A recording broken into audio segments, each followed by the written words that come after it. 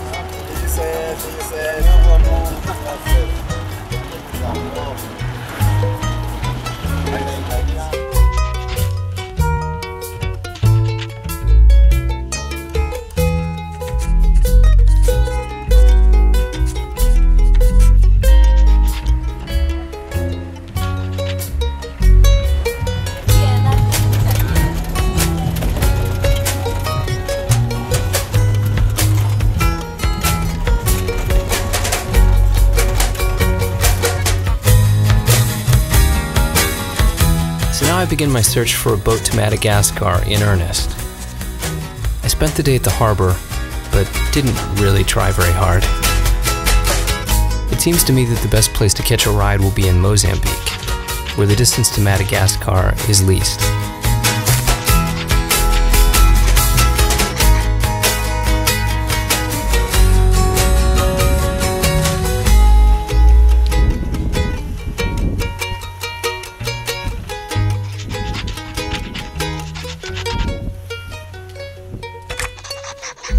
I mean, it's a funny situation in a hostel. I mean, you kind of get to know people, but it's just constantly rotating. Yeah. The dynamic is constantly shifting, I imagine, between really fun and kind of lame. Yeah, you get guys here that's quite interesting, and then you get guys that just wish the guy will go because it's so boring. You know, I've met some fascinating people here. I've taken some people out. They've actually taken me out. We went to this cool runnings, and there was such a cultural difference. And there were white people there, which made me feel comfortable. Just, you know, no offense to the blacks, but a black-infested place, you don't know if you're going to come out alive. Really? Yeah, really. Yeah. You sure? That seems a little harsh, black-infested. No, black-infested is because the majority of them are very rough and tough, and they will take you to task. You think? Yeah. There's plenty of crime. It's one of the worst places in the world of crime. Do you think that, or...? I know that. I don't think that. Things like my brother was mugged very badly. He was mugged? Mugged. That's pretty amazing. And this was a knife stuck left in my head. And how long did it take you to recuperate? Oh, me, by the grace of my Heavenly Father, a day and a half. Are you kidding? I thought you had some kind of language. Had to do some kind of language. I had to go for speech therapy because of this. It deterred my speech. If I speak fast, my words don't come out fluent. Wow. So I went for or 30 or 40 sessions, and I said, I'm tired of going for therapy, and I'll just leave it in God's hands. I'm formulating a theory of disproportionate fear to try to rationalize my optimism in the face of an onslaught of South African crime anecdotes. Every half an hour to an hour, one person gets killed in South Africa, murdered. It goes like this. When people talk to each other, they talk about extraordinary things rather than ordinary ones. And when people ask me about what happened on my trip, for example, I won't tell them that I waited for a van that never came, even though that happened many, many times. I'll tell them about the guy with the knife in his head. So, whereas a fair representation of my trip so far might look like this, the graph of what anecdotes I'll actually relate will look like this. And if I tell 10 people about the knife in the head guy, and they in turn tell a few people that they know a guy who met a guy who was knifed in the head, then you have an anecdote being repeated potentially hundreds of times regarding an event that occurred only once. I get the impression that the fear magnifies the threat larger than it actually is. But you say no. You say No. Practically everyone I've talked to is convinced, for example, that the upcoming 2010 World Cup is going to be a bloodbath. It's going to be such an influx of crime at that point in time. Yeah, but you know, whenever a city has the Olympics or something, they clean it. You know, they work on their infrastructure. They can't clean it right now. They seem so certain, in fact, that I'm inclined to think that this isn't something that they're worried about, but that they want, for some reason. And when something good even happens, when something good, let's say they score something, yeah, they are not going to get happy like you and I are going to be thrilled and happy and joyous. Yeah, they are going to destroy the cars and the people because they are so happy. Yeah, the hooligans. Yeah, like... I hope to see some of that today.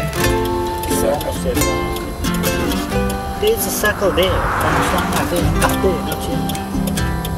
Oh, then go further. No, man, come on, be serious now, man. He says he saw a sign showing this way here. There was a sign that said Sharks Board. Okay, but yeah. I didn't know you could do that. Reverse? On the highway. Oh, well, in this country you drive the center of roads, okay.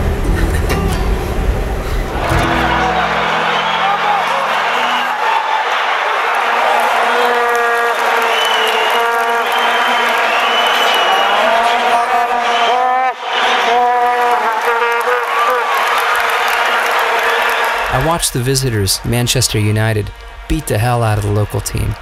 So the crowd never really got happy enough to destroy any cars or people. But Jay was unimpressed. For nothing, just running about aimlessly trying to put that ball in to that goalkeeper. It's just a ball, and you're getting carried away over a ball, running wild and running and getting, and the excitement they get from it. I just don't feel it. Don't feel it. It's so insignificant. There's so many more significant things in life, to do. I feel that. There's not a lot at stake. Yeah, there's not a lot at stake. Yeah, I get you. That is why this country is so fanatical.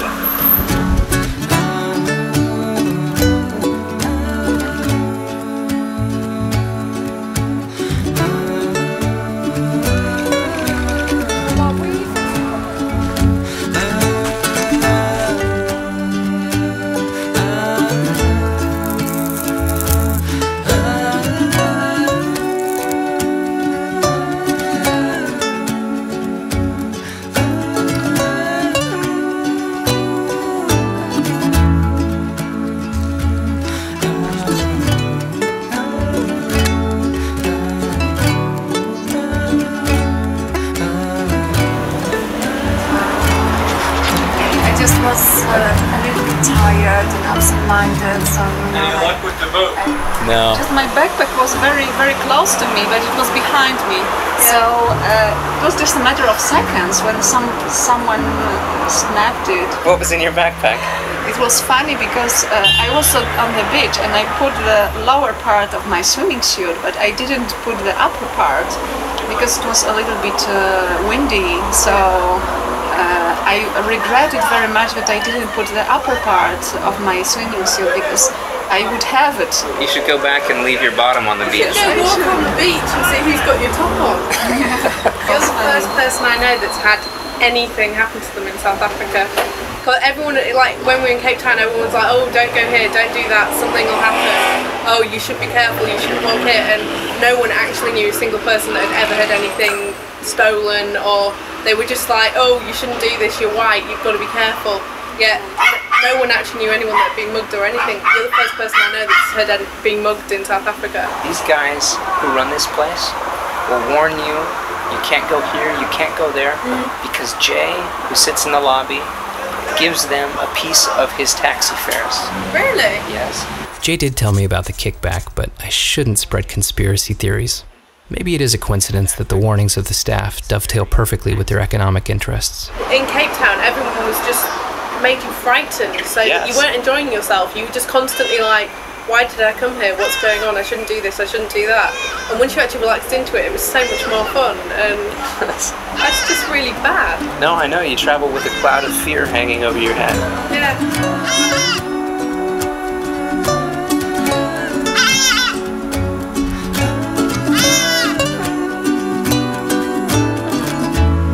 I wanted to talk to an actual South African about this stuff, so I went to see a yachtsman I'd met at the harbor. Were you in the Hitler Youth? Oh, of course, everybody from 10 years on was in Hitler Youth, except the Jewish children. And it's funny enough, when we were sort of reporting to be recruited at the office, and there were these couple of boys there, our school classmates, that were not accepted, they were rejected. And we cried with them because we couldn't understand why bloody hell they should be rejected, because we went to the same school, we were pals. That's because they were Jewish. And you had no idea. Hans was German, it turned out, but he'd been 50 years in the country, having arrived after the war. I don't make a living in Germany, and then came the advert in the paper, if you're willing to work and capable of organizing others at work, come to the South African gold mines. And my mother said, I think you must consider this. He emigrated at a pivotal point in South African history. The Boers, the descendants of the original Dutch settlers, had just come to power and implemented a system of strict racial segregation called apartheid.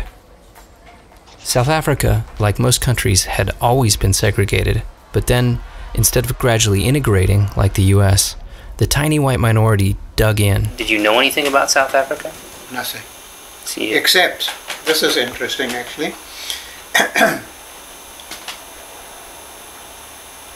in school, primary school, our teacher said, look boys, you must be more inventive, you must not live a life straight down the line and just don't look left and right.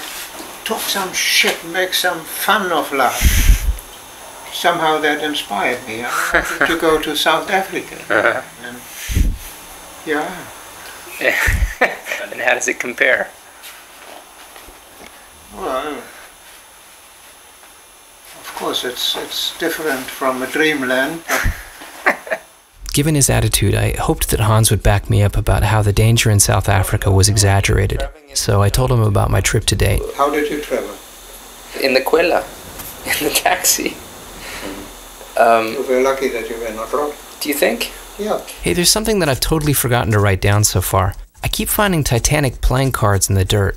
And I don't mean that I found one or two near one another. I mean, I found 5 in different parts of Lesotho in South Africa.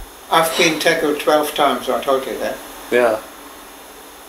Did I tell you any details? No. One was 2 buildings next door. Right over here by the harbor. At the harbour entrance, 2 of my friends got killed there. That's where we walk. Yeah. Yeah. And just previously, not so long ago, I could go to the beach, walk there, I can't do it anymore. And there come 8 people, youngsters, students, well dressed, come straight at me. They make a half circle, they just clap hands, and there they turn around. And immediately I saw the guy next to me with a knife in his hand. I grabbed his arm, pulled him off balance, kicked him in the balls, kicked him in the stomach, hit him in the face and threw him off. And the others just stood there, didn't do anything. Another time... How old were you? How old were you? It was last year. I have a hard time squaring my own experience with what everyone tells me. I walk everywhere, day or night, and haven't had problems. And I see a lot of other people who seem just as comfortable on the streets. Have you taken off your shirt to get a ride? Yeah. Ah, does it help? I don't know. Good luck. Having said that, it would be absurd to dismiss the testimony of people who've been here so much longer than I have. So, assuming for the sake of argument that what I'm hearing is true, what explanation can there be for why I haven't been victimized? The anthill hypothesis. By walking freely into cities and villages, I am catching the murderers in their homes and off their guard. I am like a foreign insect that wanders into an anthill for whom no chemical alert has been given. The musical amulet hypothesis. I carry a ukulele. No one attacks a person carrying a musical instrument. The sleepwalker hypothesis. I am indeed traveling through the criminal hot zone that everyone says it is. By pure luck, however, I've avoided every danger, like a sleepwalker successfully crossing a busy highway, also known as the minefield hypothesis. The ghost hypothesis. I have been attacked and killed, but just haven't realized I'm dead yet. The this is getting insulting hypothesis. I look like a poor slob with nothing worth stealing, even in some of the world's most impoverished places. Or the give it time hypothesis. I too will be attacked 12 times if I stay long enough. Crime is bad because people are still poor. Because as much as conditions have improved politically, little has changed economically.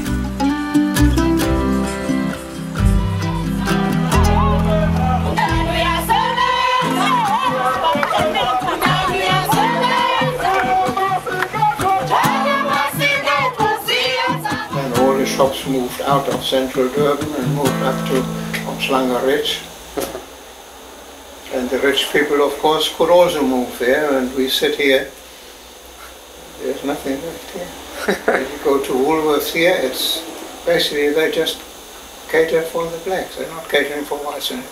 The whites were always in a minority, right? They were always 5–10% of the population. How could they cater to the whites? Well, there were only whites living here, actually. How can that be, given that 90% of the population is black? There were really only whites in... No, there were no blacks around here. That's what took me a long time to figure out. How, if blacks made up 80% of the population, could Durban be largely white? The answer is that they were forcibly removed to what were euphemistically called their homelands. The majority population was restricted to what amounted to 13% of the land. Calling them citizens of their homelands also allowed the government to revoke their South African citizenship. They could work and live in South Africa only with a pass, which had the effect of making the majority population a huge, dirt-cheap immigrant labor force.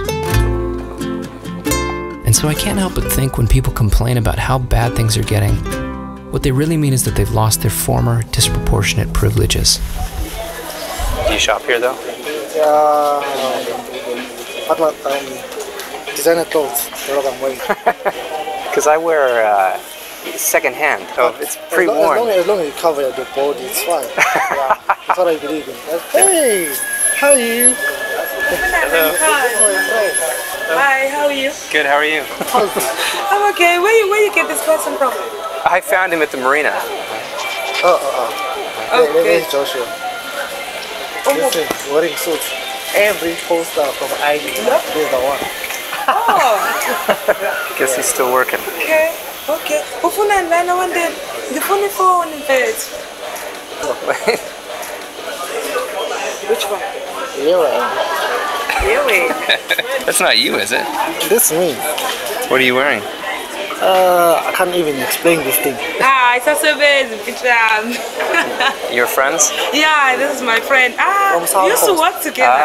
We used to work together, and he left. He went for Ackermans. Yes. I used to come every day and see him there, but he never used to come past and see me. That's the kind of friend he is. Where did you work together?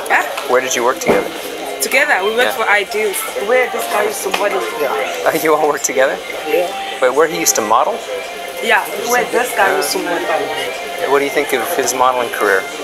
It's going places. He's got the taste, he's got the looks, I mean, he's got the body. Thank you for the compliment. Guys, what's going on? How you doing? What's going on? Sorry. How's things? Yeah. How are you? Yes. Good, thanks. I don't believe we met. No. introduction. You met through the posters. Oh, That's the what she said. posters. So You when I- staring at I us. did. And me saying, wow. Oh, yeah. Are you off? Yeah, I'm off now. I need to say Okay. goodbye to my two ladies right there. Maybe she knows him from a poster? Oh yeah, I did posters. So maybe knows him from that. Why do you keep seeing girls that you know?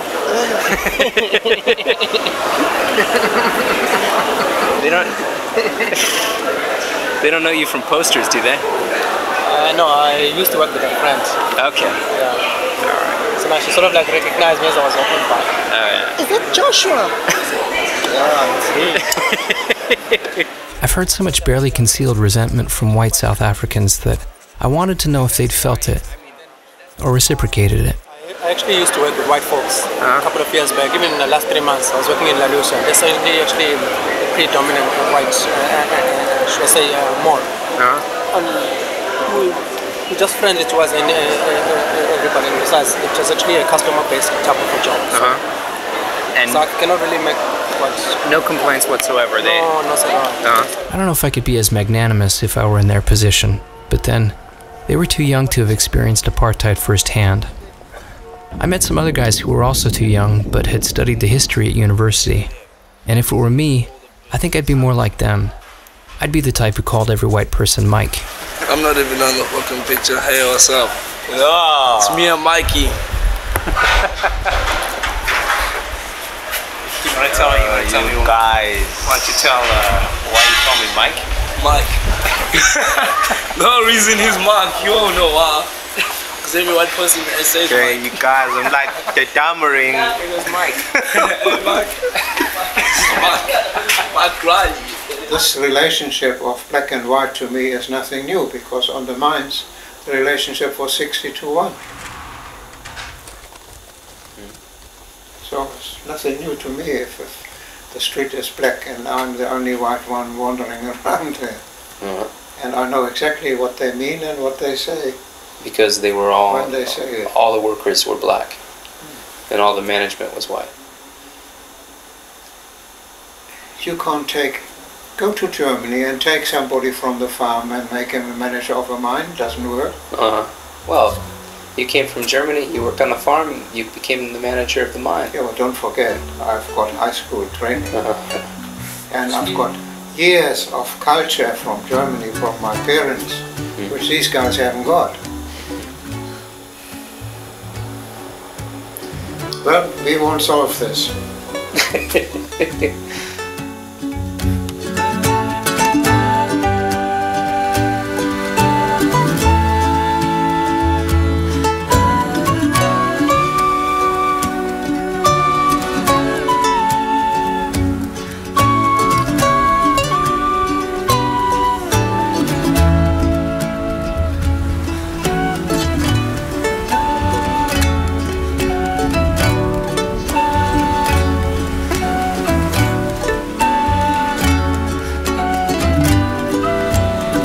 It's about time anyway that I get to Mozambique to find my boat.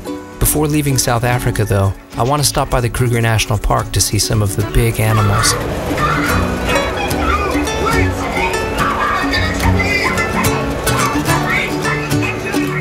I rented a car in Nelspruit to drive through the park, but it doesn't seem right that on the basis of a crumpled interim California driver's license, I can rent a right-hand drive car and be expected to navigate roads where at any given moment I'm seized with the urge to swerve into oncoming traffic.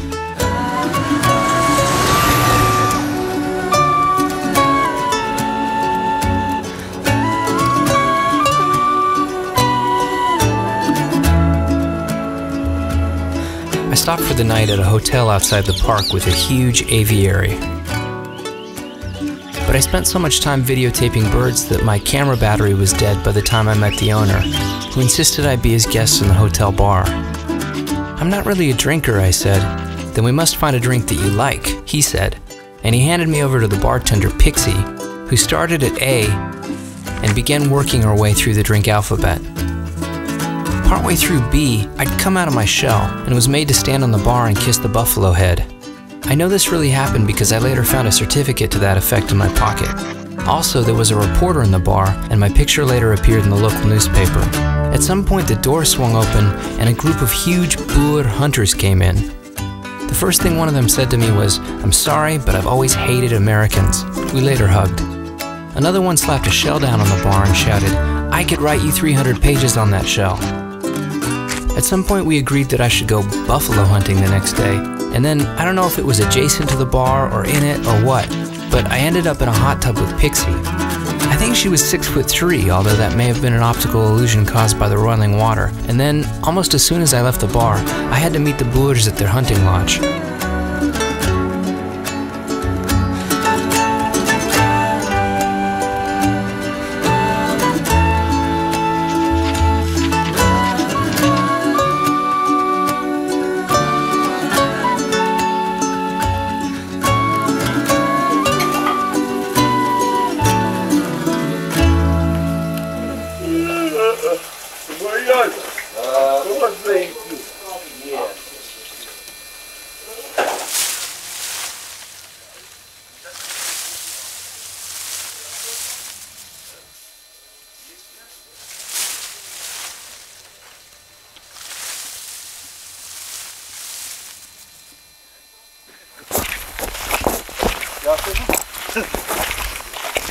I'm not what's ongeskikt, but I think he's disability, I swear. I can't talk very quickly. Ah, well, it's okay. I'm in your country. Weinie? Gelijk, né? Ja, fucking langs, bel is lang. Jeez. Daar is raak genoeg. Hey, joh.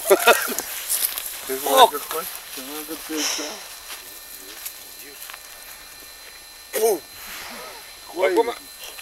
Soos jy ouens moet sê, as jy op 'n bubbel skiet, dan voel jy fokol. Hier, Jeff, kyk hierdie ding se dop. Mooi ryk.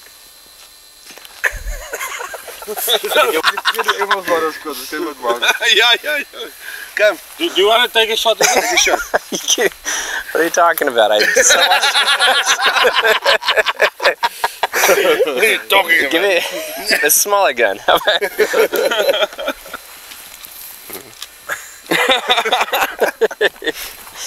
Some of the guys went to look for buffalo, but I went with the ones hunting impala. My natural sympathies lay with the impala, so I felt guilty going with the men trying to kill the impala, but in my defense, the impala didn't invite me. But the price of the animal is pretty high, isn't it? I mean, if you want a buffalo, say? Yeah, buffalo, they're like the big five and so on. But you know, we are looking for impala, it's $550. Have you done impala before? Yeah.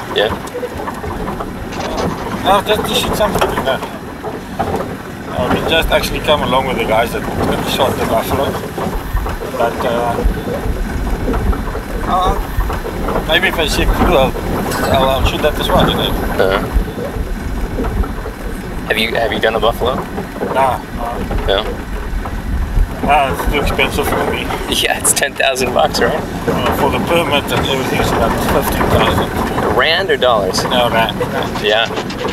But you know, and that's for a cow. It's not for a bull. Is that right? Yeah. The bull it's about 10,000 US. Goodness. And that's what those guys are going for. They're friends of yours from Free State? My client. Oh, really? But over the years we become friends as well, you know.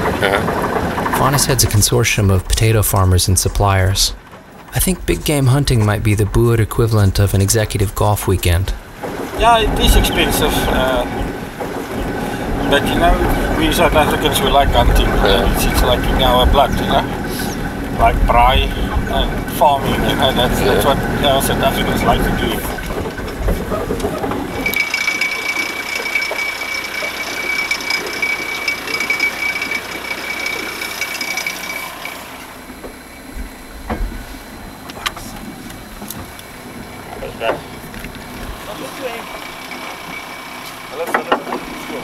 Ja.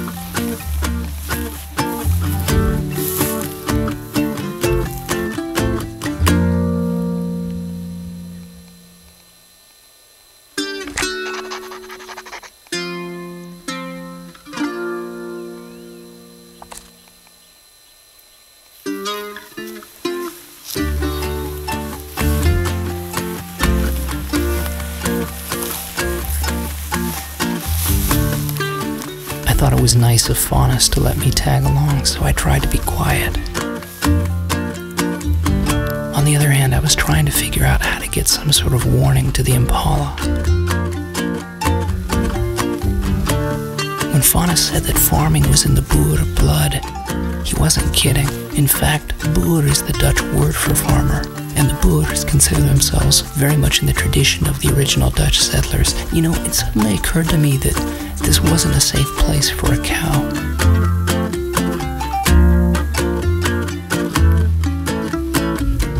It's hard to look at photos of the old Boers and not think of American homesteaders.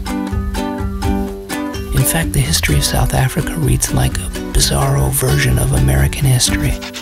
Not long after Europeans settled at Jamestown, some other Europeans founded Cape Town.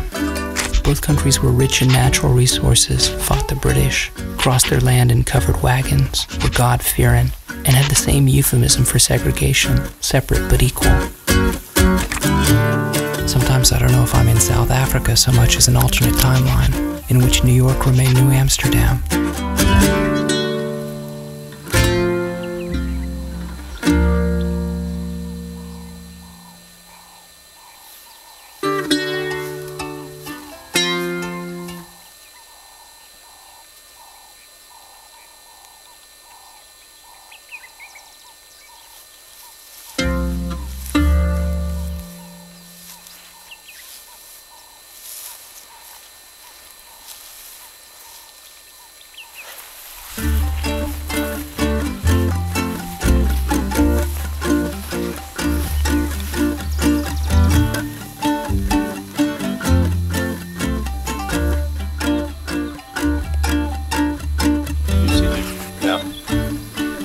The whole time I'm behind them. I haven't seen them. No. Now they cross here.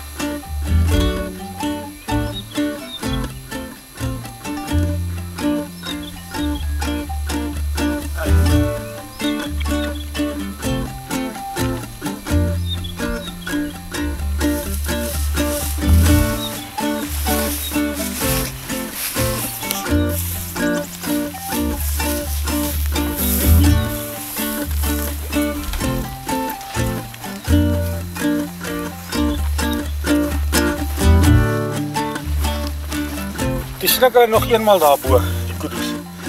Maar toe moet ek so deur 'n oop stukkie gaan.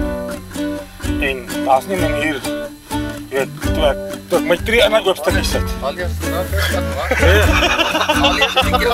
Dis daai op springbok, groeibokke. Are there percentages that, you have to have a certain percentage of black employees? Yeah. Do you, your company is subject to this as well? A small company. Oh, okay. Yeah, they not 8 people in our company, so but they say like the government offices and so on must be representative of the demographic of the land, of the country. So there's 70% blacks. Now South Africa, there is 70% of the people are black. Yeah. Then there must be 70, your price must be 70% black. And then management as well. And that's the problem. If you want to have a contract with the government for supplying, say, meat to the prisons, something like that. Right. Then they also have to have black partners and everything. and the black partner must have the major share, must be the major share. Right. Now, that's a big problem, you know, because he's a farmer, he's farmed there for 3-4 generations. Yeah. And now he has to sell to somebody else 51% of his company. Yeah. You know, that's a problem. Even if it's a white guy, why would you do that? Even if it's nephew, why would you? If you don't want to, why do they have to do it? Well, do you think the current white businessmen of South Africa are sort of paying for the mistakes of, you know, the previous generations? Oh, for sure. Yeah. No, they're paying for the previous system. Let's call that. Yeah. Paying for the previous system. Okay. Where are they? Do you see?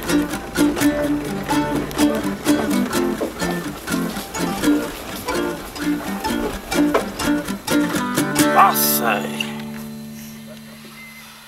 Eers 'n bietjie fucking dop drink. Ja. You didn't see anything. This was just a beer break. Yeah. Till I was about 16 years old.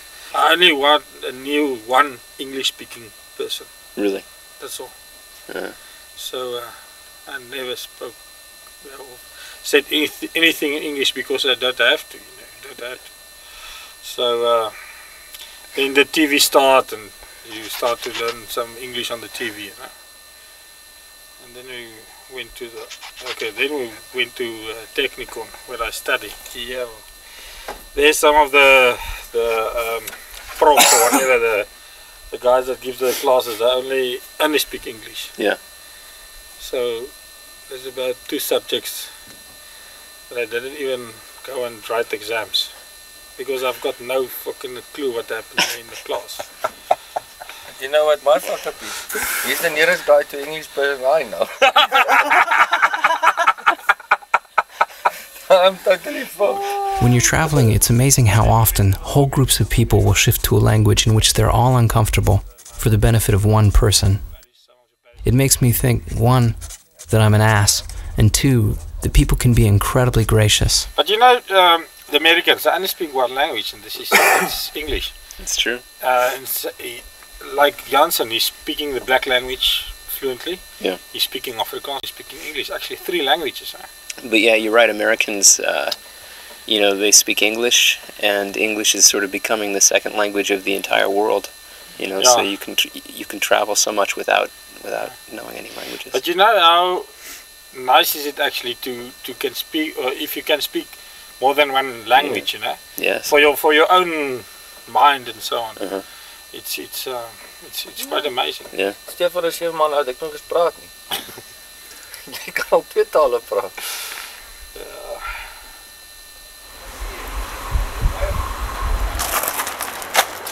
Hier is vol alcohol, hoor. Ek is fucking zwaar as ek.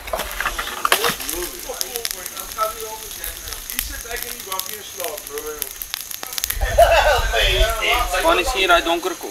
Ja, so ja. Dat kost dus. Ik heb allemaal ook al niet. Hier zo dippie aan. Hier zijn wel weer plek. Je bent hier zo hard Engels in. Hij weet niet wat doen. Nee, joh. Hij? Ik moet het gekocht. Nee, je moet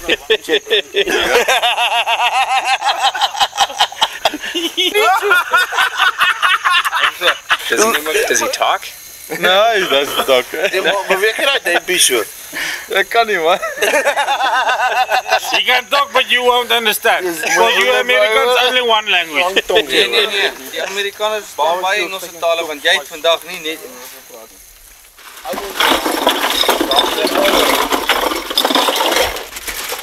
Fanny, ag, Jansen House. Sy koud. Wat sê jy vir my, waar gaan ons nou? Hy kry het ons gevat, ek nie daar. Dis maar daar. I think, yeah. Van waar groot boom. Let's go and shoot some buffalo.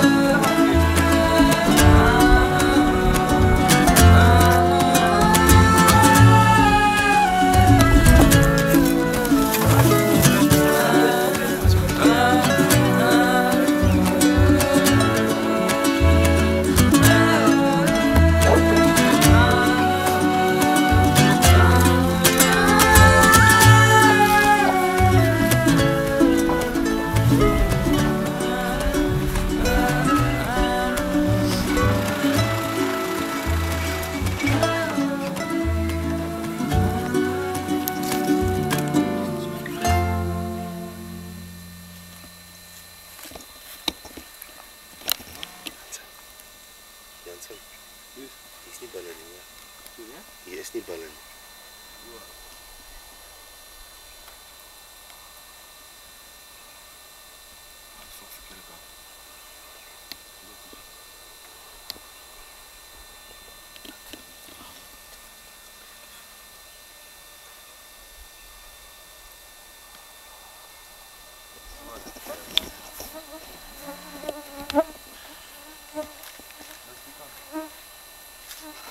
Nee, sy is af. Nee, dis skoon raspberry. Skoon raspberry. Met 'n bietjie ram. Met 'n bietjie ram. Ek sien hom ja. Ons gaan nie weer ons is nou. Hierdie ding is so groot. Ek het hom as 'n hol dan val hy dan val dit op. Hier is ons pitte daar. I'm saying the guys in the States don't do this, eh? Hunt like this? No, drink like this. No, this is an important part of hunting all over the world.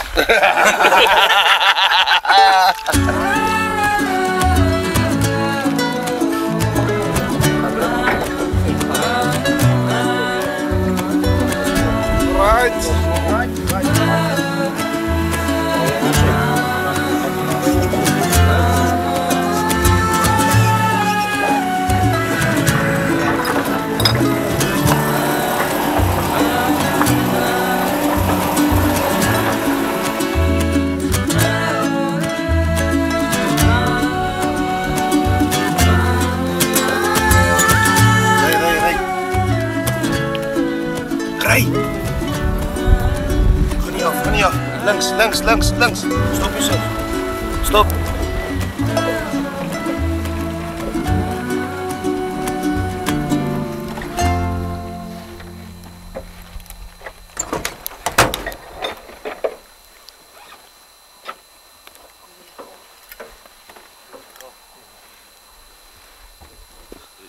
They listen to the engine noise, you know. Yeah. And they stay behind. And they listen to the engine noise and Distract him, Yeah. normally. Why not just turn off the car right there? And then they see the car there. They get off here, and then the car's here as well. You have to go just a bit. Get away. Get away. And they're still looking towards you, and then the other hunters going that way, and they're not looking to them, towards them. Ons lag gekry toe stop hulle daar, toe ry ons verby. En is hier een. As hy koei met die kalf. Hy is hier binne in, beloof jy. Sy koei met die Ons kalf. het gesien toe ons afdraai, sy het hom ry verby, want toe bly hulle. It was a huge relief to realize that no buffalo would be killed, and that most of the guys weren't even here to hunt. It made me feel the same way I do about weddings. It's so fun to get together with friends. Why do we need a stupid reason? It means your mother's bush. In Afrikaans. You know what a bush is? Sure. Okay. In Afrikaans it is your mother's bush. Oh, is that what it is? Is that what? Okay. He's also a bush.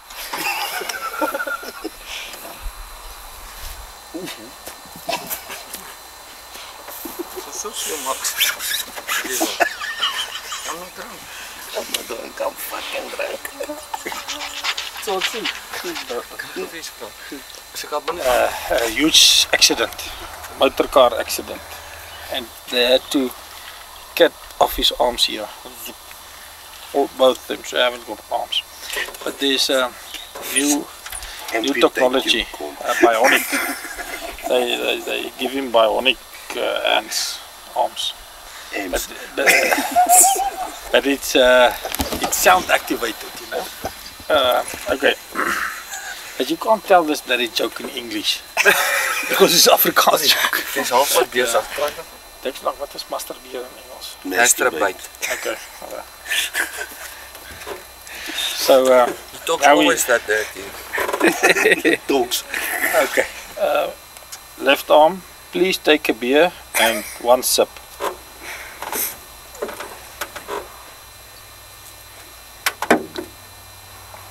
And he thought it's nice. And he said to him, he went to the table, he said, please hands, I want to eat with a fork and a knife, please. And that's eating.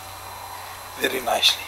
He's very impressive, but he was a long time in hospital, about a month, you know.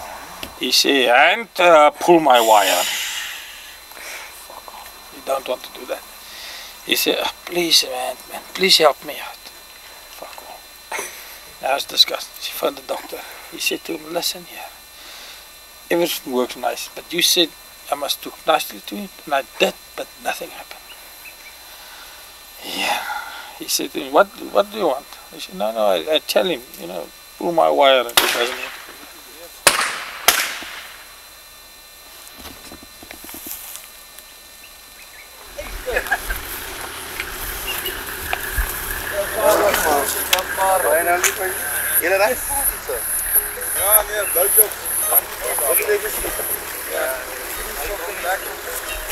Agterkop geweest. Ja, maar het so skynsvoortoe. O, skynsvoortoe. Dit het maar uit. Ja. Kon nie nog so maar, dis daar's 'n hou in die boom ook. Ja. Toe hy skiet toe hard op tyd. Skiet uit, dis goed. Skiet uit. Gaan hierdie boom.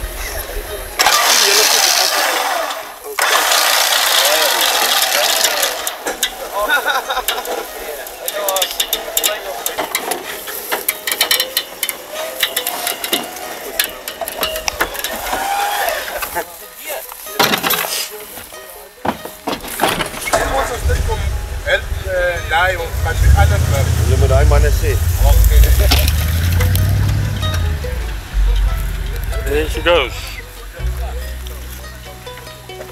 So what do you do now?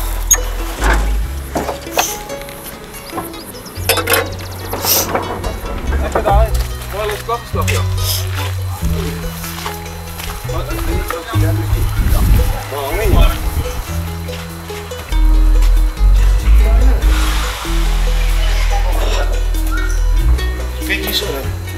How do you like this? We just even the problem.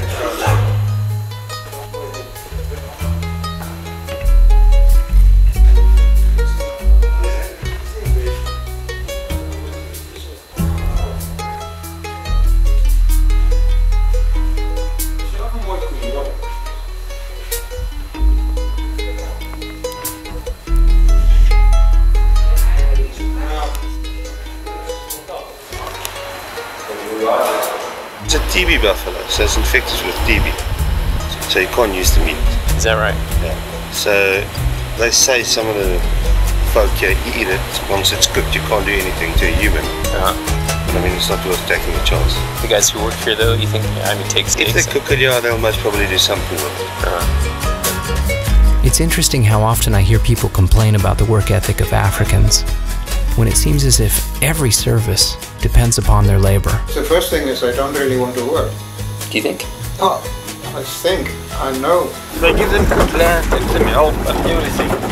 But that's not what they wanted, because then you have to do it himself. You know? There is something peculiar about a retired yachtsman or vacationing hunters commiserating with a backpacker about people who don't want to work. But these are very old arguments, and if the comparison works both ways, it's fair to predict that they won't be put to rest anytime soon. The old government always warned that majority rule would result in an orgy of crime, and some people insist that that's coming to fruition now, because to admit otherwise would mean that their whole justification was false. But the only way you could believe that things were better then is if you don't know enough about it, or you benefited, or you're a fool. The apartheid wasn't that bad. It used to be very bad, you know, that you couldn't go on the same lifts, and Indians had it hard too. But the country was safe. Nostalgia for apartheid would be impossible if you'd been a victim of it, or related to one. But then, Jay's brother was a victim of post-apartheid crime, and so that's the problem as far as he's concerned. Before I left, I told Faunus that he'd given me a real gift, and I meant it. The gift was not the incredible hospitality they'd shown me, although I appreciated that. The gift was that, as much as we may disagree, I liked them, and I couldn't vilify them. It wasn't as if the Boers lacked humanity. They had it in abundance. It's that they failed to extend it to everyone. It's always tempting to reduce people to caricature, but We want to mount them in a certain position so that they can't defy our expectations, or surprise us, or charge us.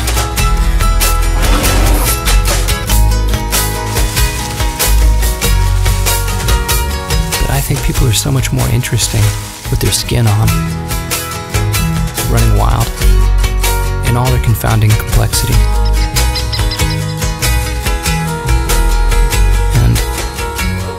It would be a shame if we were too afraid to meet them where they live.